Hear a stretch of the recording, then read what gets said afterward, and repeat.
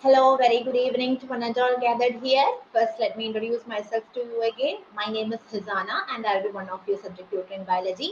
Welcome to 90 plus PCM model tuition, personalized starter model tuition. So, this is our exam special class of a chapter crop production and management. So this is the exam special class. So before that, let me give you some intro about the session. You might know about the core concept of this chapter, right? Crop production and management. So in this session, we will be discussing some of the analytical thinking question or core important questions, or in such a way that we will be discussing some of the hot questions. What is hot questions, dears? They are higher order thinking questions. So while you will be attending this session, I will give you the thorough understanding about the whole chapter in such a way that the concept oriented will be thorough by at the end of this session. Okay, so let's discuss our chapter crop production and management. So in the pattern we were discussing, we will be discussing some of the MCQ questions, then we'll be discussing some of the assertion and reasoning, then we'll discuss some of the essay type questions, then followed by your case study based questions like that of our exam pattern. Clear? So shall we start? Yes. Okay. Now coming to the MCQ session.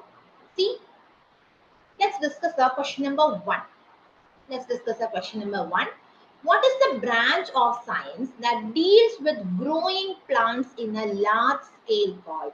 What is the branch of science that deals with growing plants in a large scale called, dear? So far we have discussed, right? Growing plants in a large scale. For example, in a highly populated country, we know that food is very, very essential to satisfy all the needs, to the needs of all the people, right? So we have to cultivate plants in a large scale. So the science that deals with growing plants in a large scale is called what? Among the option, you can either it is be agriculture, horticulture, pisciculture, or animal husbandry. What will be the answers, dears? Yes, option A, agriculture is the correct answer, right? So the branch of science that deals with growing plants in a large scale is called agriculture. And what about horticulture? It is the growing of certain fruits and vegetables. Growing of certain fruits and vegetables in a desirable quality is called a horticulture. And we know about pisciculture, right? Pisciculture is related to fish. Rearing of fish is called pisciculture. What about animal husbandry? So far we have discussed about cattle rearing, then poultry farming, then apiculture. All that comes under animal husbandry, right? So rearing of animals for specific purpose. Rearing of animals for specific purpose is called a what? Animal husbandry. Okay. Now coming to our question number two. See, coming to our question number two. Products obtained from the crops are called. The products obtained from the crops are called. Option A, yield. B, produce. C, crop. And D, fertilizers. What will be the correct answer, dears? Yes, the product obtained from the crops are called yield. Right? It is not produce. It is not a crop. It is not a fertilizer. So answer will be option A, yield. So what is yield? The products obtained from the crops are called yields. Okay. Now coming to question number three. The practice of growing two or more dissimilar crops in the same field, one after the other, is called. In the same field, one crop is cultivated and alternatively another crop is cultivating. Such type of practice is called, is it crop rotation, tilling, plantation, or weeding? Yes, it is option A, crop rotation. The rotating of crops one after the other, right?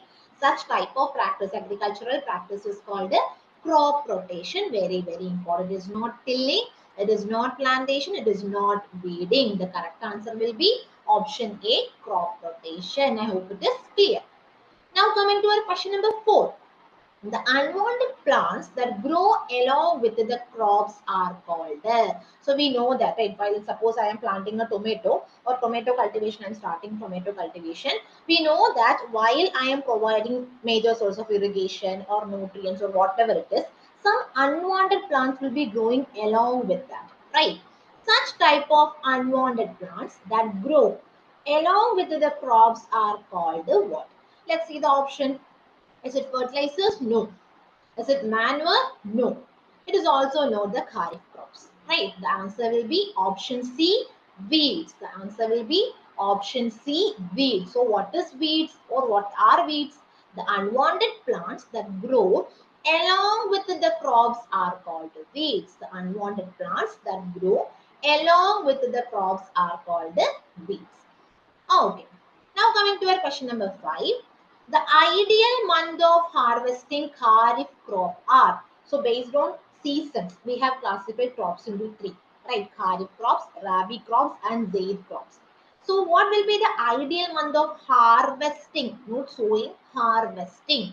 What will be the correct answer? There is a June, July, August, September, September, October, November, December. So the correct answer is September or October, right? So the appropriate answer will be the kharif crops are harvested in the time period of September and October.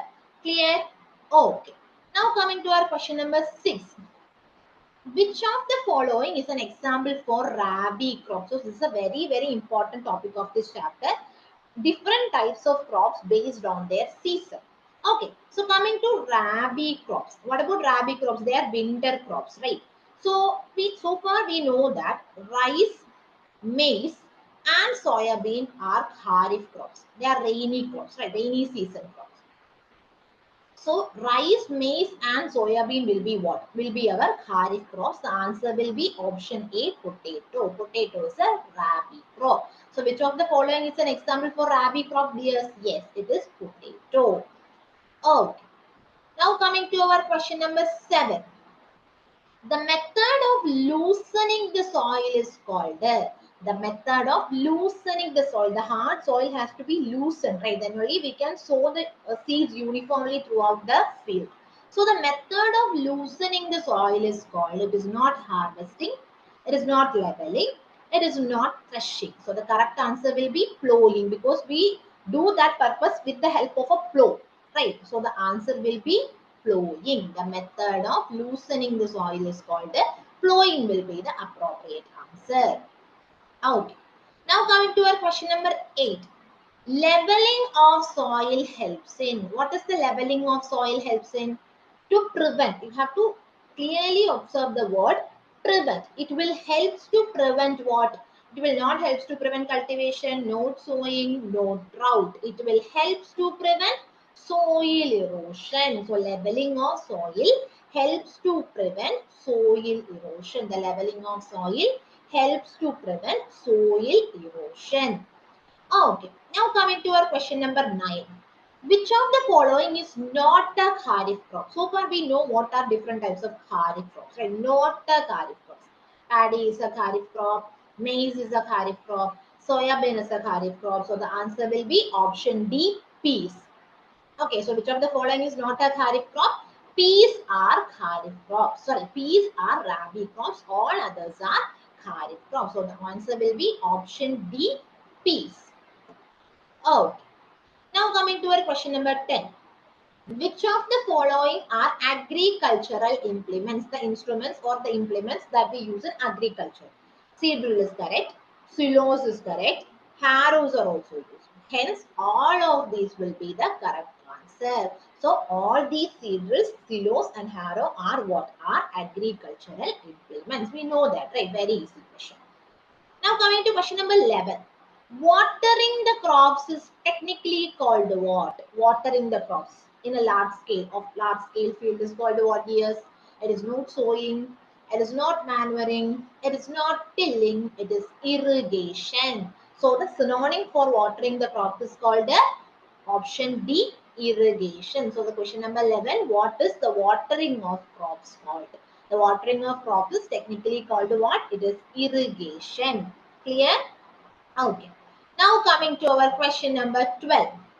The chemical substance rich in nutrients are called. The chemical substance rich in nutrients are called. It is not weedicides, it is not pesticides, it is not herbicides. So the site means to kill or to destroy, right? The one who kill himself or one who kill herself is called a suicide.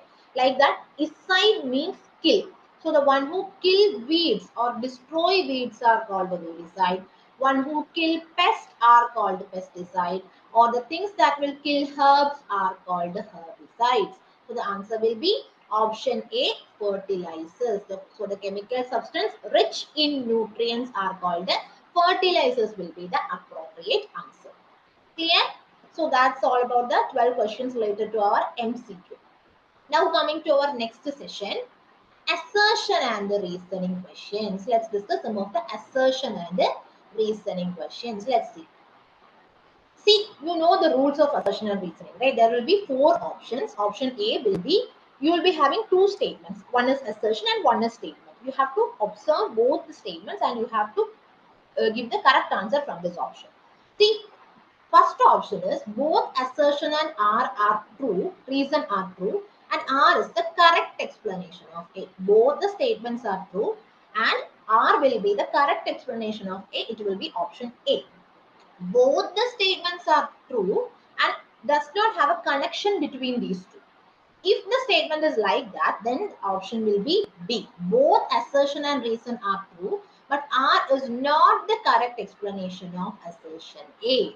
So it will be B. Coming to option C, assertion will be true, reason will be false. Assertion is true and reason is false. And what about option D? Assertion is false and reason is true. Assertion is false and reason is true. So let's discuss some of the assertion and reasoning questions. Okay. Now coming to our question number 13. See, assertion is the loosening of soil allows the roots to breathe easily. Yes, right. The loosening of soil allows the root to breathe easily. That is the correct statement. See the reason? The loosened soil helps in growth of earthworms and microbes present in the soil. These organisms are friend of the farmer since they further turn and loosen the soil and add humus to it. So both the statements are correct, right? So what will be the loosened soil will helps? It will helps in the growth of earthworms and microbes present in the soil. These organisms are friends of the farmer since they further turn and loosen the soil and add humus to it. So here comes the confusion if it is A or if it is B. Right. So here you can use a magical word called because. So if you add because in between these two sentences, if you get a meaningful sentence, it will be A. And if it doesn't have a sense between these two, then it will be B. So when you add because, the loosening of soil allows the root to breathe easily. Because the loosened soil helps in the growth of earthworms and microbes present in the soil. Right, right. That is the correct statement and it is the correct explanation of A.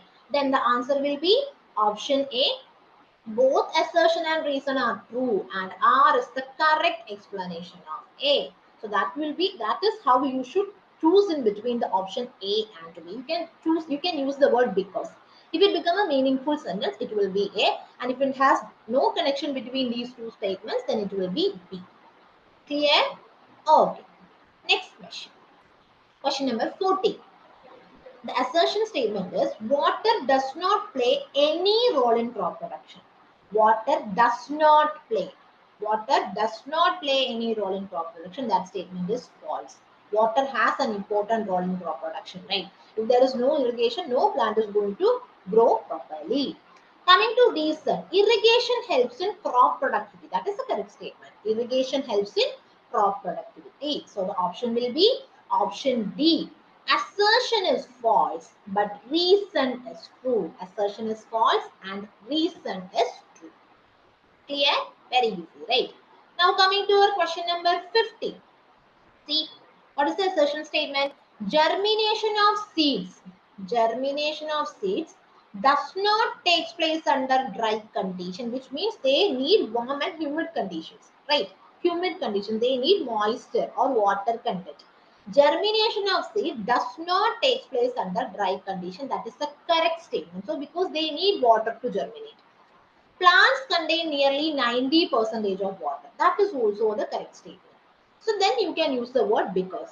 Germination of seeds does not take place under dry condition because plants contain nearly 90% of water. Doesn't make any sense, right? But both the statements are true, but there is no connection between these two statements. Then the answer will be Option B, both assertion and reason are true, but R is not the correct explanation of the assertion A. I hope it is clear. Okay. Now coming to our question number 16. The soil need to be turned and loosened. This is the first step of starting an agricultural practice, right? The soil need to be turned and loosened. Since only a few centimeter of the top layer of soil supports plant growth, we know that only a top layer of soil will support the plant growth. Turning and loosening of soil brings the nutrient-rich soil to the top and plants can use these nutrients. That is also the correct statement. These two statements are correct. Just use the word because. See, the soil need to be turned and loosened because since only a few centimeter of the top layer of soil support plant growth, turning and loosening of soil brings the nutrient rich soil to the top so that plants can use these nutrients. That is the correct statement, correct reason, right? So option A, both assertion and reason are true and R is the correct explanation of the assertion A. Clear? Okay. Now coming to our question number 17. See the assertion. In summer, the frequency of watering is lower. In summer, frequency of watering is lower. It is not corrected. We need to add more water during summer because the evaporation rate will be higher. Right? So this is a false statement. It is due to the increased rate of evaporation of water from the soil and leaves. That is the correct statement because during summer, the rate of evaporation will be higher. We need to water the plants at least twice a day. Right. So option D is false. Sorry, assertion is false and reason is true. Option D, assertion is false, but reason R is true. I hope it is clear. Okay. Now coming to our next session, very short answers. This will be for 1 mark. Okay, 1 mark or 2 mark maybe. Let's discuss question number 18. What is the name of undesirable plants that grow among crops? Just now we have discussed, right? What is the name of undesirable plants that grow among the crops? They are called weeds, right? They are called weeds. So the question might be like, what are weeds? So weeds are the undesirable plants that grow among the crop. Clear? Okay. Now coming to our question number 19. What is the substance? What are the substance which are added to the soil in the form of nutrients called? So the additional nutrients we are providing are called what? Are called what? They are manures and fertilizers. We have discussed the difference between manures and fertilizers, right? Manures are organic in nature and fertilizers are inorganic in nature. They are made in laboratories. Sorry, inorganic in nature. Clear. So what are the substances which are added to the soil in the form of nutrients called? They are manures and the fertilizers. Coming to question number 20, very easy question. What are the sources of irrigation? What are the sources of watering plants? Okay, wells, tube wells, ponds, lakes. You can add your own points like that of canals, dams, whatever that is popping into your mind. You can add those points also. So what are the source of irrigation? Wells, tube wells, ponds, and the lakes. Okay. Now coming to question number 21. Name two kharif crops. Name any two kharif crops. So I am adding soybean and groundnut. You can add rice, maize also. Don't add wheat. Wheat is a rabi crop. So wheat is generally a rabi crop. Wheat is generally a rabi. Okay. Now coming to the next question. What is the crop? What is the crop? So far we know what is the crop, right? Crop is the term used to describe a plant that is grown in a field on a large scale. It's the same kind of plant actually. For example, if it is wheat, it is wheat.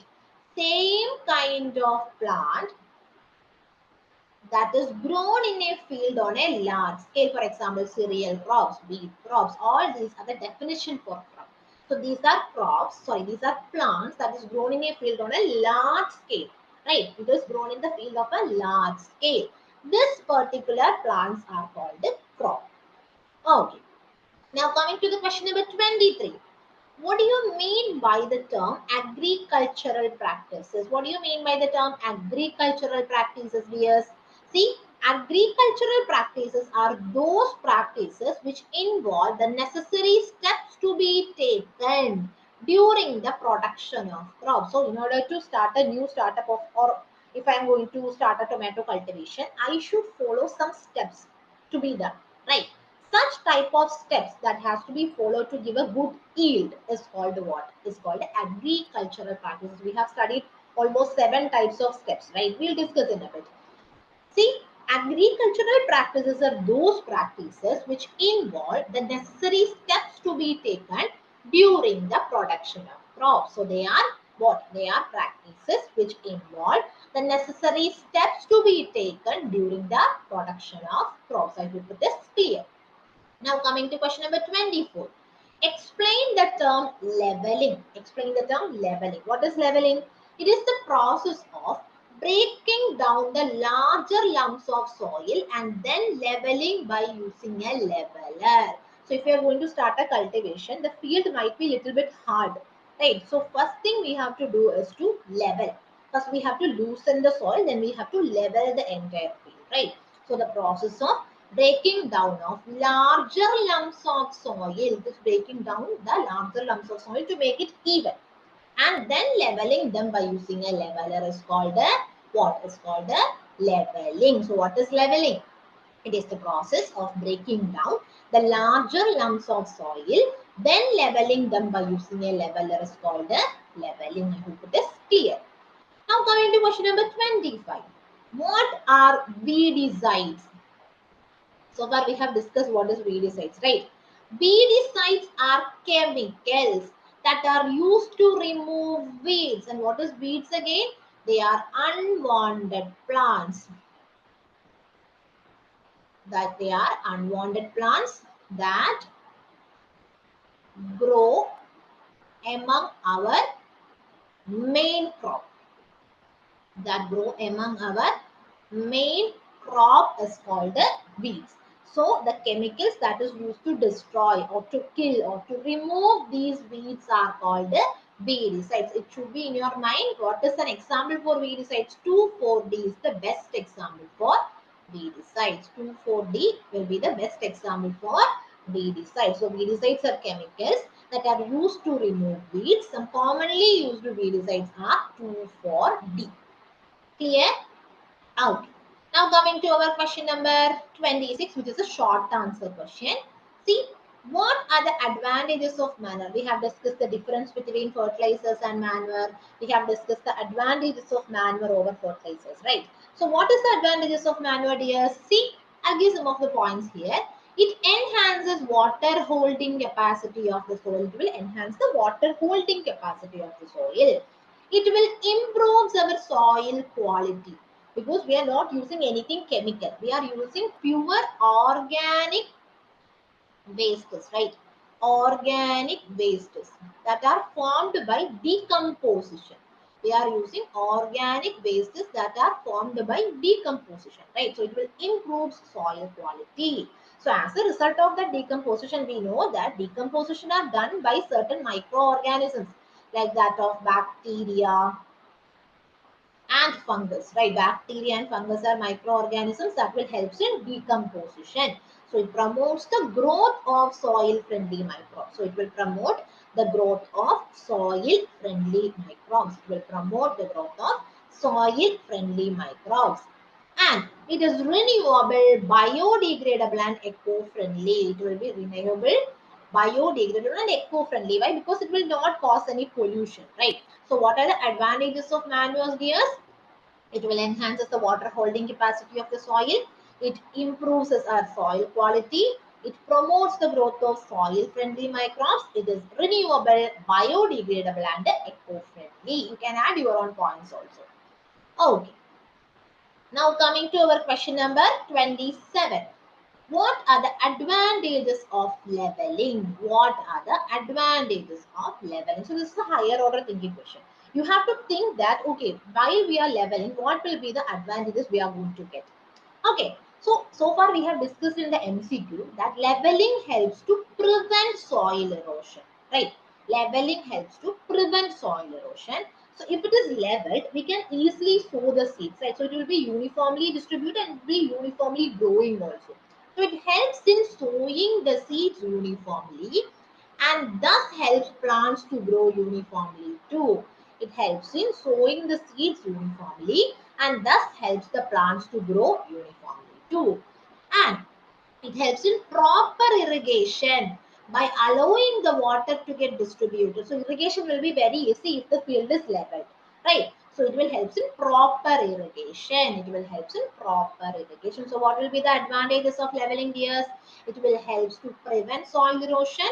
It will help in sowing the seeds uniformly. It will help in proper irrigation.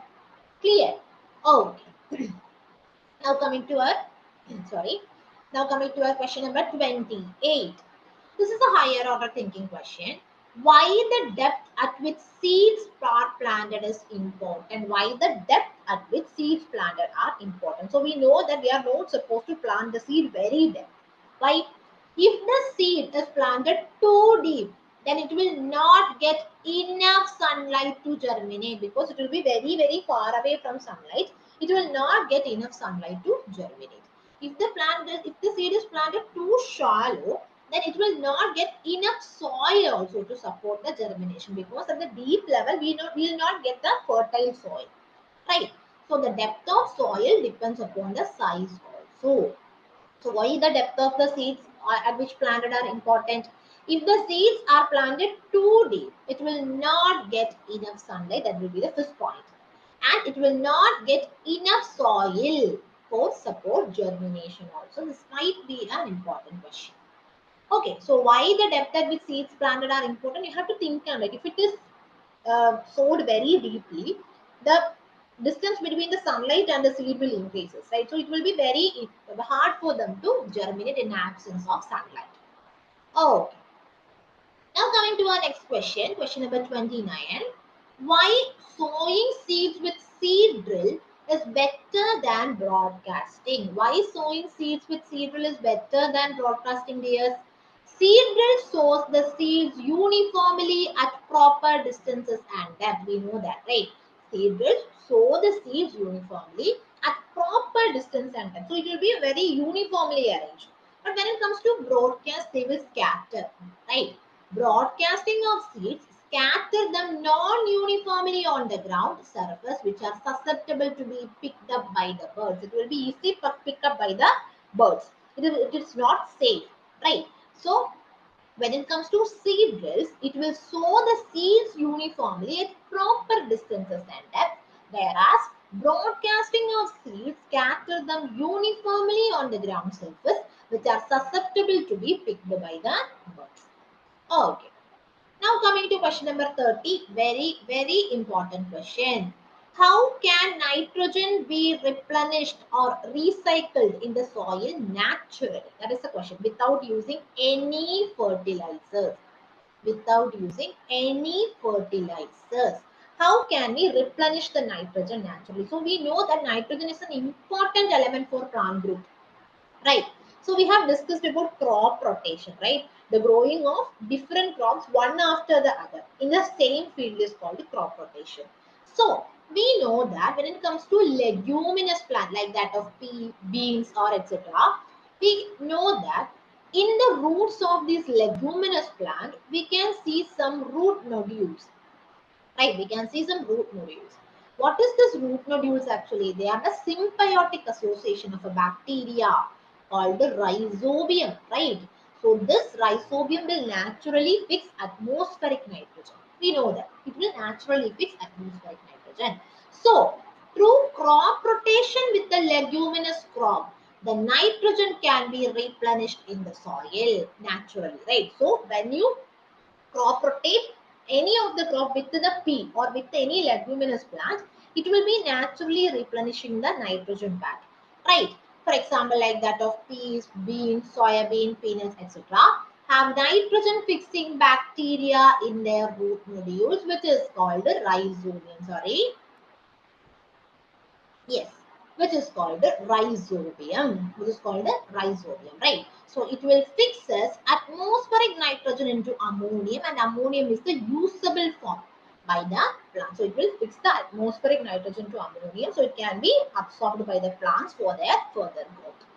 So the key points that has to be added here is in leguminous plant, the root contain a swollen region called what? Root nodules. And these root nodules are formed due to the association of a bacteria called the rhizobium. This will fix the atmospheric nitrogen naturally in the soil. So when crop rotation is practiced, when a main crop is alternatively cultivated with a leguminous crop, it will be naturally replenishing the nitrogen back. Clear? Okay. Now coming to our long answers questions. So let's discuss some of the long answers questions also. Okay. See, first question. What is biological control of pest? How is it beneficial? So we know that there must be some type of pest that is going to attack our crop.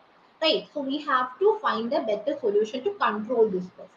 What is biological control of pest here? What is biology actually? We know that study of living things. Right. Study of living things is called biology. So what will be biological control of pest?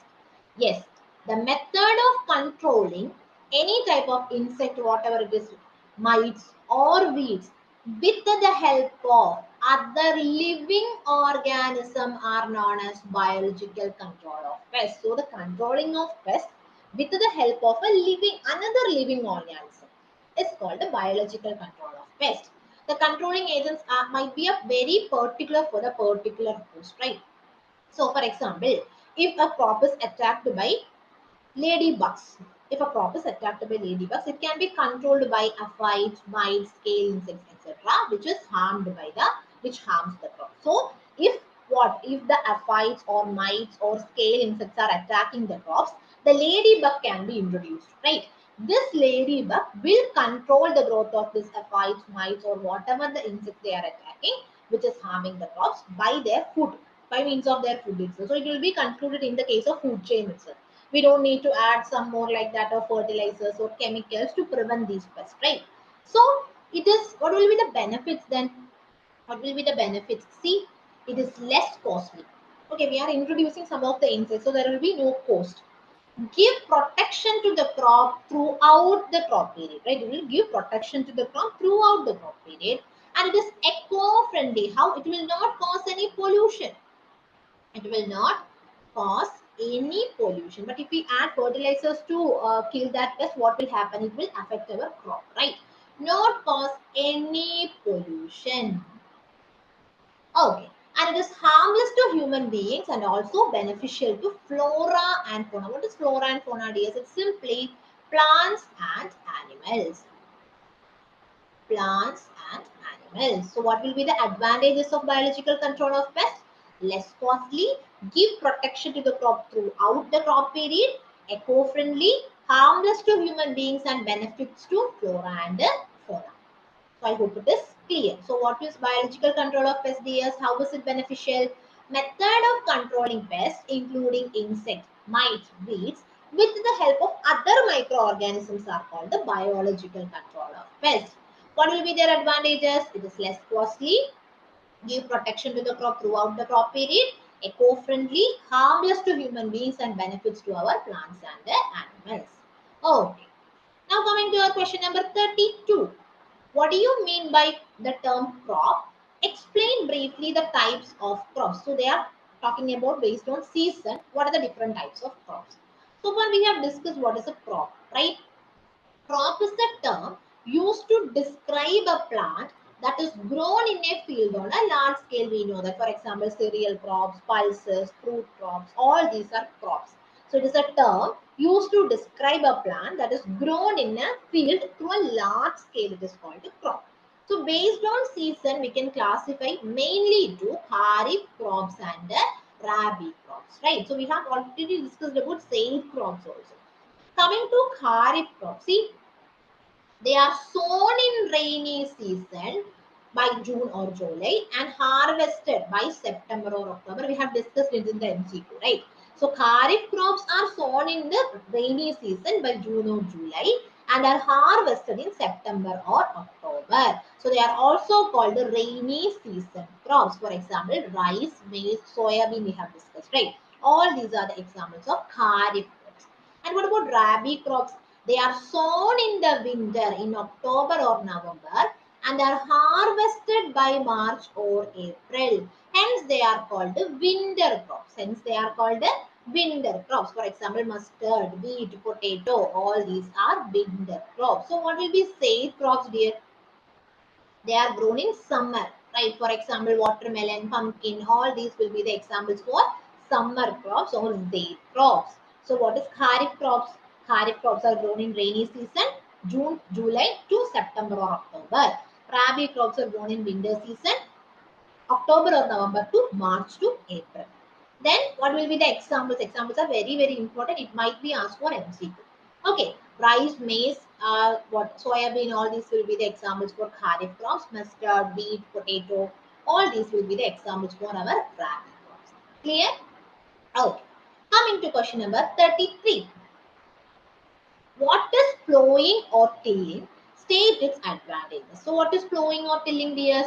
The process of loosening and turning of the soil is called the tilling or plowing.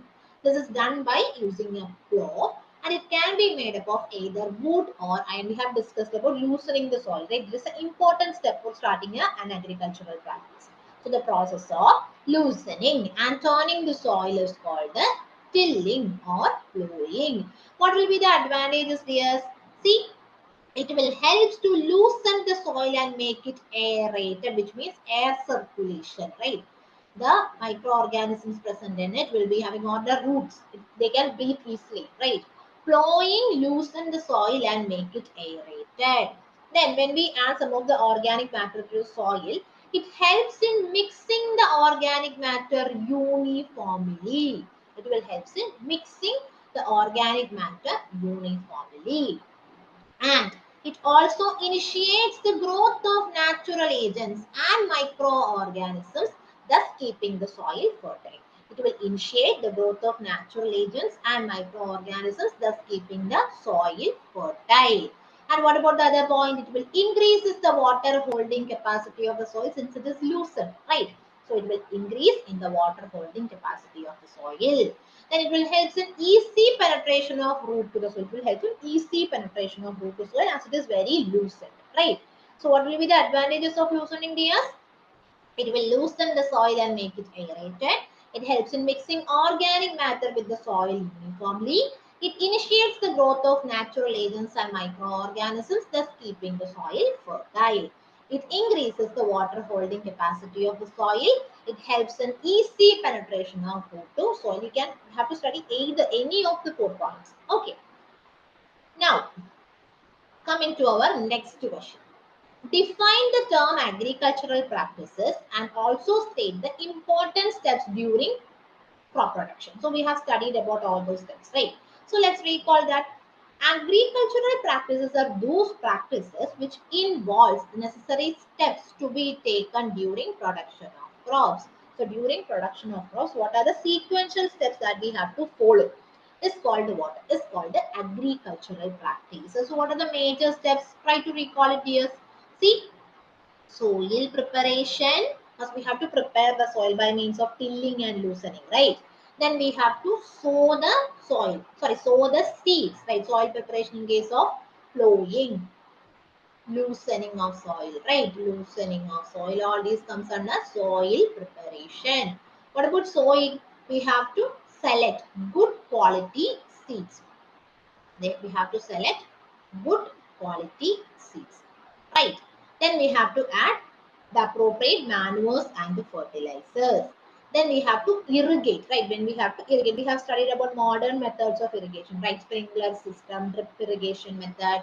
Then, of course, when we provide enough nutrients to our main crops, the weeds will be coming, the unwanted plants, right? So the removal of unwanted plants, removal of unwanted plants is called a, what is called a weeding. So after a particular maturity, after maturity, we can harvest, we can collect the crops that we have till now we have grown, right? So after maturity, we can collect the crops back. But if it is a grain or if it is a cereal, we have to thresh, right? We have to remove the grains. Okay, so when it comes to this rice, wheat, or etc., in case of rice or wheat, you have to use an additional step which is called the threshing or winnowing.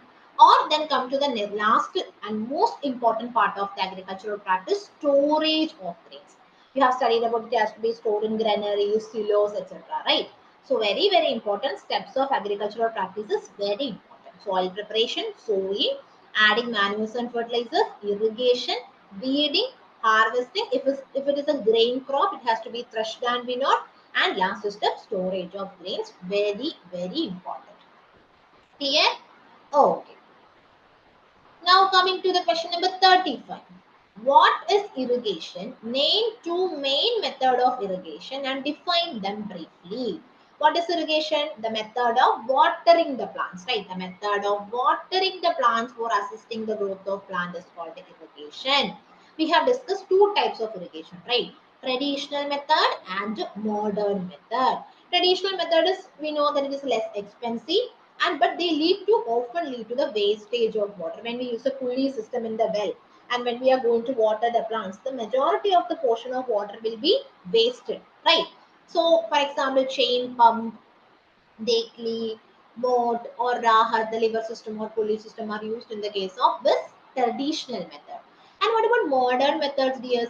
We have studied about sprinkler system and drip irrigation, right? So the modern methods we can use such that of diesel, biogas, solar energy, or electricity for lifting water. Nowadays we can use AI also, right? Artificial intelligence can also be practiced in case of our agricultural practice. So the major methods are sprinkler irrigation system and a drip irrigation system. So it will prevent wastage of water. It will prevent wastage of water. Very important. Clear? Okay. Now coming to our question number 36. What do you mean by weeding? Why is the process of weeding necessary? Name the methods applied for weeding. So what do you mean by weeding? The undesirable plants that grow among the crops are called weeds. We know that. The process of removing these weeds is known as weeding.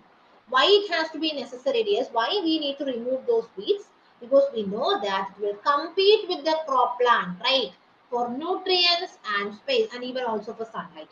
So they grow much rapidly than the crop plant, so the weeding will be necessary. That might be a 2 mark question. Why the process of weeding is necessary? It is necessary because weeds will compete. See, weeds will compete with the crop plants for nutrients and space. They grow much rapidly than the crop plant, so it is not too good for our main crop, right? So the weeding is necessary.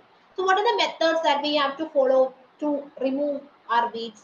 See, there are different types of methods such as manual methods, chemical method, and biological method. Manual method, chemical method, and biological control method. What is manual method? Easy, right? We are manually or we are mechanically removing by means of this hand pulling or digging or shallow tillage by means of these implements called kurpi or hoe. Right. So in this system, weeds are controlled by hand pulling, but it is most time consuming, right? It will take time to remove. Okay, manual method of removing weeds is the most time consuming method. In this system, weeds are controlled by hand pulling, digging, shallow tillage, etc. by using certain implements like kurpi or hoe. And what about chemical method? Yes, we have studied, right? Weedicides, certain chemicals called weedicides are used to remove the weeds. For example, 2,4-D, very important. What are weedicides? They are chemicals that is used to remove weeds are called the weedicides. What will be an example? 2,4-D is an example. We have already discussed biological control of method, right? It is the commonly used method of weed control. Some specific insects that destroy the growth of specific weeds are used. For example, leafy spurge is a weed. Okay, leafy spurge is a weed. It is controlled by using flea beetles. It is a living organism, right? So that is why it is called what? It is called the biological control method. So this method is most commonly used method of weed control. It involves the use of specific insects that destroy the growth of some specific weeds. For example, leafy spurges of weed can be controlled by using our flea beetles. Clear, yes? Okay. Now coming to our question number 37. Write a note on the terms storage and harvesting. Write the notes on the terms storage and harvesting. Let's discuss what is storage. See, storage of produce is an important task. We know that. If the crop grains, for example, you have to imagine paddy or wheat, are kept to be there for a longer time, they should be safe. They should be safe from moisture, insects, rats, and microorganisms. Right? So before storing, the grains are properly dried in the sun. So before storing, it has to be properly sun dried, right? To reduce the moisture content. Why they have to reduce the moisture content? Yes, because when there is this moisture, the fungus or the microorganisms or insects can be attacked easily. Right? They can attack them easily. So this will prevent the attack by insect pests, bacteria, and fungus. Sorry. This will prevent the attack by insect pests, bacteria, and fungus. So grains are stored by farmers in jute bags or metallic bins. So they are stored in jute bags or metallic bins, and large scale storage of grains is done in silos and granaries. So we have studied, right? It has to be stored in silos or granaries to protect them from rats and insects. To protect them from rats and insects. So when the question is asked about storage, you are supposed to add these kind of points. Okay, so it has to be sun dried. It has to be kept in silos or granaries to prevent them from insect pests or rats. Okay. Coming to harvesting. So we know that the collection of a particular crop is called the harvesting, right? So after maturation of crop, harvesting is also an important task. So either it has to be pulled out, either we can pluck it out, or it has to be cut close to the ground, right? So it usually takes 3 to 4 months for a cereal crop to mature. It will take usually take 3 to 4 months for a cereal crop to mature.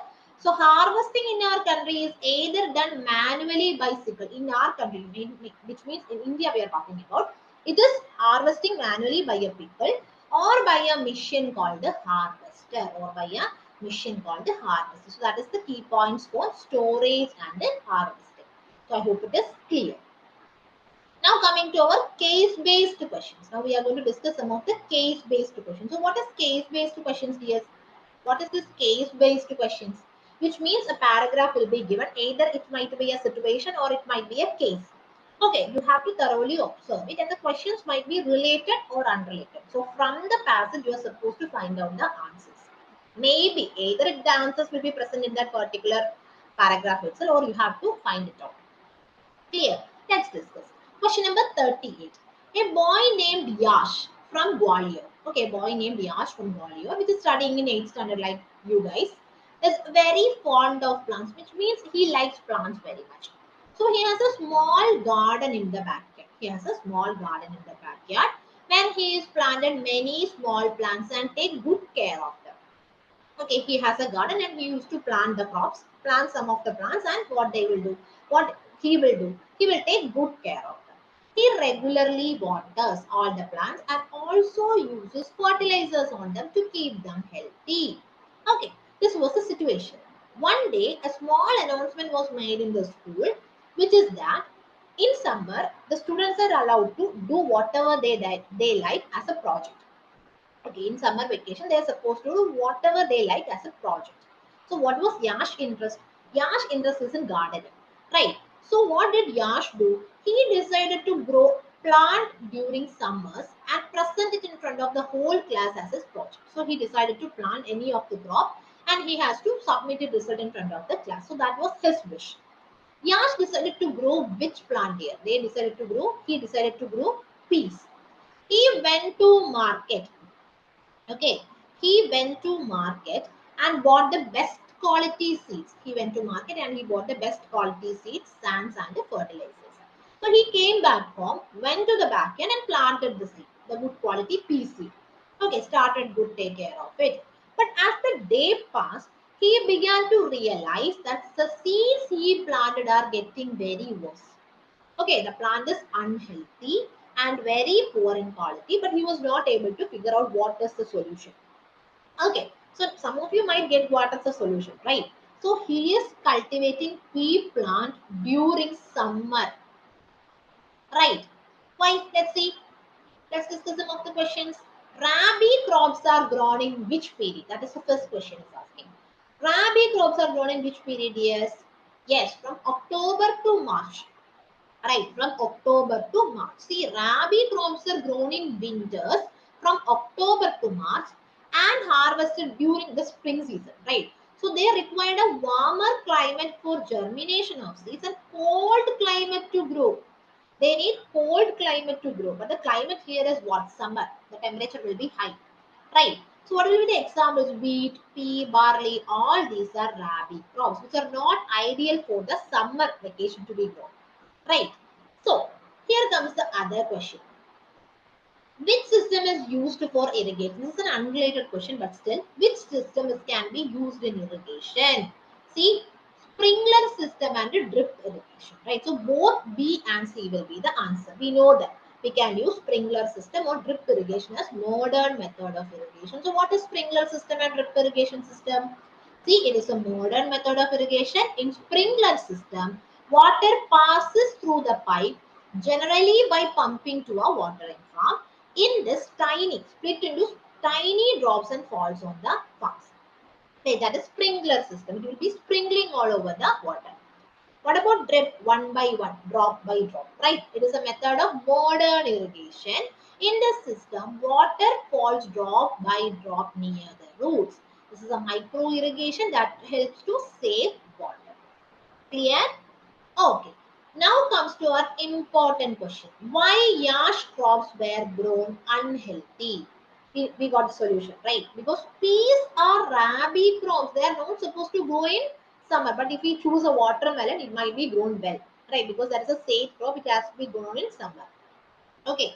Which grows in winters from October to March and requires low temperature at the seedling stage. But here it is summer. It is summer and the temperature is high. We have a high temperature. So hence the Rayash crops were grown unhealthy. This is a hypothetical question. Okay. Now coming to question number 4. What are the disadvantages of fertilizers? What are the disadvantages of fertilizers we discussed, right? It will change the nature of soil and reduces its fertility. It will change the nature of soil and will reduces its fertility. Inadequate use of fertilizers can lead to pollution, right? Because all this fertilizers will be will be flowing out to the water bodies. It will causes water pollution. So what are the disadvantages of fertilizers, dears? It will change the nature of soil and reduces its fertility. Inadequate use of fertilizers can lead to pollution. Clear? Okay. Now coming to our question number 13, and just the last question of the session. See, they are given a case. Krishi Vigyan Kendra. Krishi means agricultural in Malayalam. Krishi Vigyan Kendra, a constituent extension center of Tamil Nadu, Veterinary and Animal Sciences University. This is simply a case, this is a hypothetical one. Organized a farmers' workshop on organic farming. This is what we have to focus on. Organic farming to commemorate World Soil Day. Okay. Question is, what is organic farming? What is the advantages of organic farming? What are the health benefits of organic farming? What values of KVK are shown here, which means Krishi Vigyan Kendra. Let's discuss what is organic farming. Simple, right? Without using any type of fertilizers, by means of natural methods only, we are cultivating something. That is what we call it as organic farming, right? So what is organic farming? It is a form of agriculture that relies on techniques such as crop rotation, only the natural methods, crop rotation, green manure, compost, and only biological pest control. No use of chemical fertilizers. no use of this chemical fertilizer. So organic farming is a form of agriculture that relies on techniques such as crop rotation, green manure, compost, and biological pest control, only the natural method. Okay, what will be the advantages here? Do not use any harmful chemicals, right? So it will be having better taste and nutrition. Eco-friendly because does not cause pollution. It will not cause any pollution and it is cost effective. It is very inexpensive. Right. So that is the advantages of organic farming. What are the health benefits of organic farming, dears? Because as there is no use of chemical fertilizers and pesticides, then there will be no diseases, right? So organic farming uses all natural ways to provide nutrients and to get rid of the pests. So it reduces the harmful effects of pesticides and fertilizers on human beings. No diseases, no harmful diseases will be causing by in the case of we are using fertilizers, right? Next question, what is the value of Krishi Vigyan Kendra is shown here. Suppose if you are starting an organic farming, what will be the thing that is coming to your mind? Okay, my family has to eat the healthy fruits and vegetables or healthy crop. They should not harm with the help with this fertilizers, right? So the same value is mentioned here. This is a value based question. Okay, Krishi Vigyan Kendra shows the concern about the growing use of pesticides and fertilizers. So they are concerned about the people are using this growing use of pesticides and fertilizers in their diet. So it will adversely affect on human health, right? It will adversely affect on human health. It is spreading awareness amongst farmers about eco-friendly ways of cultivating. So they are giving the idea that okay, there is an alternative method, we can promote organic farming, thereby we can decrease the disease or the health effects that is caused by this chemical use of this chemical fertilizers. So that is the question number 39. That's all for today. So I hope it is clear to one and all of you. So I wish you very all the best for your upcoming examinations. That's all for today, dears. Thank you so much. Bye.